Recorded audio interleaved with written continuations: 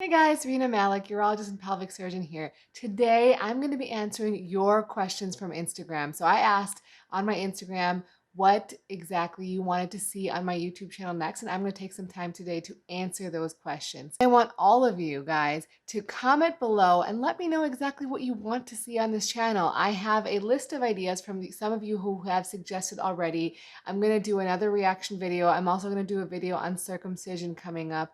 But please let me know what else you guys want to see because I do this channel for you and I want to know what I can do to bring value for you guys. And also if you guys want to do a YouTube live or an Instagram live where you can ask questions and I can answer them on air, let me know because I'll set that up as well. And if you are enjoying my content, please make sure to subscribe and make sure you hit that bell so you don't miss out on new videos.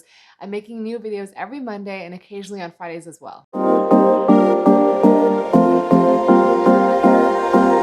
All right, so my first bunch of questions came from medical students who wanted to know a little bit more about urology. The first question is, can you still apply for urology if you have a step 1 score of less than 230? And I would say that yes, you absolutely can, but you need to work a little bit harder to get noticed. So a lot of programs do have cutoffs for step 1 scores. That will obviously change now that step 1 is going to be pass fail.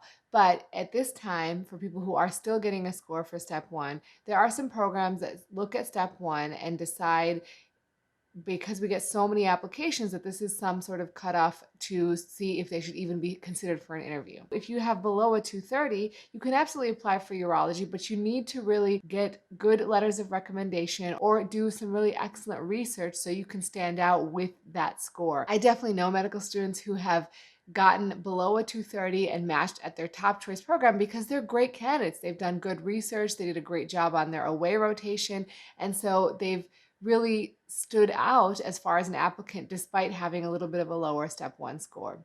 The next question kind of follows in the same vein. It's how to stand out on medical student away rotations. When you go on an away rotation, this is like a month-long interview. You need to be on at all times, and it can be exhausting, but you need to continue to prepare for cases the night before. So read about the anatomy, read about the case, know everything about the patient, why they're doing that surgery, and think of some interesting questions or important questions that you have that you can ask. You don't want to ask a lot of questions, but you want to ask enough that it can be noticed that you're actually interested in the surgery that's happening and learning. Surgery is a very complex time, so any medical student rotating on surgery, you have to realize that as an attending, we're trying to do the surgery, we're trying to teach residents, we're trying to manage any sort of emergency that comes our way, and on top of it, we're trying to teach medical students. So there's a lot going on, and sometimes medical student teaching will take a back seat if the patient needs attention or priority first. And so you have to kind of use your judgment and ask questions at the right time and make sure that you're really asking questions that are valuable and not just for the sake of asking questions. The other thing is be extremely helpful on the away rotation. So wake up early, do pre-rounds, get the vitals on all the patients, make sure you round on the patients, you can tell the residents what's going on, and get supplies on round. So it can be 10cc syringes to pull Foleys, dressing change stuff. Just have it with you. Carry a bucket around with you with supplies so that the residents don't have to go looking for them on rounds. These are things that are proactive and can really help you stand out. In the operating room, get the patient positioned, help put a catheter in, do as much as you can to be helpful, engaged, enthusiastic. Often you have an opportunity to give a presentation on your away rotation at grand rounds. That's a really important part of the rotation. While it's not make or break, if you do poorly on that, people will remember that. And if you do well on that, it can only help your application. So make sure you spend a good amount of time on that presentation and talk to the residents so they can help you with that presentation, and make sure you have it done very, very thoroughly, very well. You can give it in your sleep. Make sure your slides are perfect. Make sure you've practiced it a bunch, and you will undoubtedly do very, very well. The next question is advice for medical students who want to go into urology but don't have urology in their home program. So I've actually met a lot of these medical students because I trained at University of Chicago, and Chicago medical students used to come rotate with us. In Texas at UT Southwestern, we had a few medical students come rotate with us who didn't have a home urology program. And, you just have to find a program near you that does have a urology program. Reach out to their faculty, try to set up a rotation there. Usually your medical school will be more than accommodating to help you set that up. And if you can, start doing some research with one of those faculty members so that you can kind of create a bond with them and get to know them and work with them, and they can also get to know you a little bit better. And then doing away rotations is really helpful in allowing yourself to see other programs and meet other faculty from other programs. At the end of the day, I don't really care if you went to a program that had a urology rotation or not. I think what matters most is how you did during your urology rotation and what you did as an applicant as far as research and other things to demonstrate your capability as a urology resident. The next question is how to match to urology as an international medical graduate or an IMG. So this is really, really challenging. I would say the match rate of IMGs is very, very low. Most people who are international medical graduates have to spend some time doing research as a research assistant in a lab or in a urology program for at least a year, if not longer, to really help them differentiate themselves as an applicant.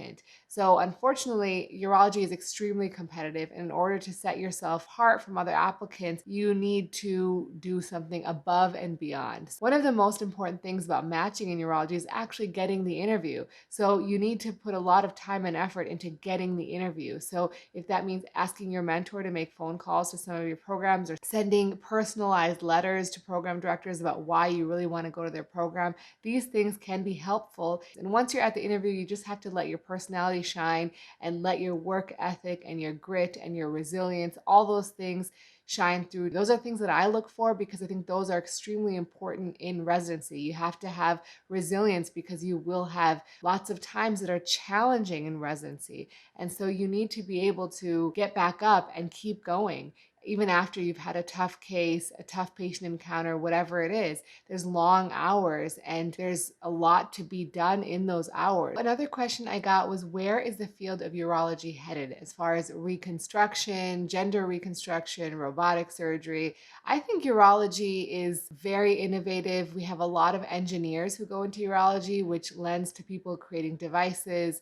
And we were pioneers on robotic surgery, and I think that will continue. We're now doing single incision robotic surgeries, and I think that's going to continue. We're going to become more and more minimally invasive as best we can. There will still be open surgeries in urology. I think for prostatic surgery, there is a lot of innovation going on with minimally invasive outlet procedures. So things like prostatic urethral lift, water vapor therapy, aqua ablation. There's all sorts of new technologies coming out to help with prostatic outlet obstruction.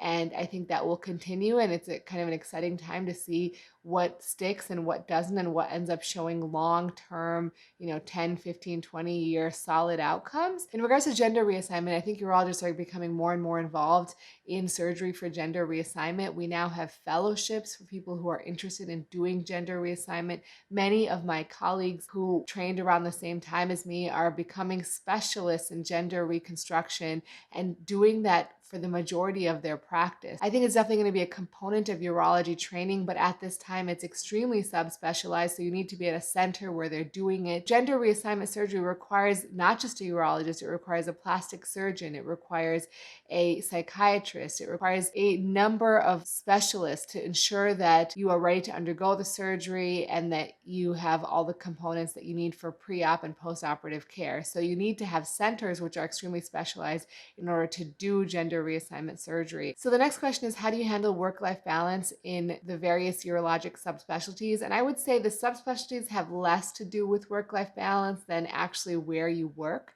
So I think the important things to look for when you do set up your practice is to see that you have some sort of support, whether it's residents or mid-level providers, to help you manage your inpatients, your post-operative patients, your phone calls from your patients at home, because those can be the things that really impact your work-life balance if you don't have support in those areas.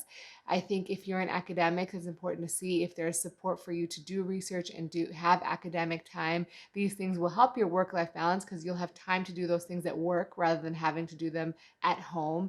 And I personally am really passionate about organization and personal growth and efficiency. So I spend a lot of time trying to make my work really, really efficient. And those things really help my work-life balance significantly. So I think you can have work-life balance no matter what subspecialty you're in. You just need to set yourself up that you have the support you need. So last question I got was how to prepare for your urology oral boards. And this can be applied for anything that you have to study for while you're fully practicing. It takes a lot of organization and a lot of dedicated time. So what I did, particularly for the urology oral boards, the review materials that I used were the AUA core curriculum is really useful to help review the topics in urology. I also personally had made some notes myself during residency training about all the different areas of urology to review, as well as the AUA guidelines. So you need to kind of memorize all the algorithms there are for each urologic process. I then also did questions, and so the AUA has created an oral board review app, which was really helpful. And I went to a course, a review course for the oral boards itself. For time management, I would actually wake up an hour before I usually woke up, and I would study for 1 full hour. In the beginning, it was maybe once or twice a week or 3 times a week. And then at the last month before the exam, I actually woke up every day to study 1 hour before I went to work. Also, 1 month before the test, I ran through cases with a friend on the phone every night. At 8:30, we ran through 2 cases every night. And then with another friend, I would run through some cases during the day if we had some time. And just in general, I think you have to make the time for the things that are important. And if you make time early enough, I started studying several months or 2 or 3 months before, although it wasn't really intense studying early on. Starting early was really beneficial for me because I wasn't stressed close to the date of the exam. So I had already started reviewing very early on, and I kind of had gone over all the areas of urology at least once, a few weeks before the test. So the last couple weeks before the test, I was really reviewing for a second time. I also made a schedule for myself, and I tried to stick with it. I tried to be very realistic about how many days it would take me to review a certain area of urology, to review the cases, particularly depending for me how long it had been since I've actually looked at that stuff. For example, pediatric urology I hadn't done since I was a resident, and that was not even as a chief resident. So those things I needed to review a little bit more than things I had done more recently. Those are my pieces of advice. I hope that's helpful. Thanks so much for watching. Don't forget to comment below and let me know what you want to see on this channel. I really want to get to know you. I want to know exactly who you are, what you're looking for, what kind of content you're looking for, so I can be of value to you.